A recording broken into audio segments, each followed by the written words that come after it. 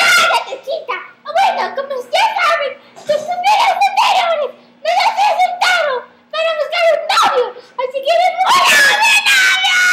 Así que le ponemos estas super fotos. Yo era de toda la sexy, doña Dulce. Y ella la loca, la que tiene todo grande. Bueno, como ya saben, queremos un novio rico, guapo, Dominican York, que nos lleve a Estados Unidos. Y que nos lleve todos los domingos a París de compras. Así que no, lárguense. ¿Cómo somos jovencitos? ¿No me entiendes? Necesitamos un hombre con cuarto, que no. ¿Tú entiendes? ¿Tú me entiendes? ¡Zac Efron! ¿Cómo se llama? ¡Ay, yo desesperada! ¡Necesitamos, por favor, un novio! ¡Zac Efron! ¡Búscame en tu Instagram! Ouch, ouch. Ya oyeron la cinta.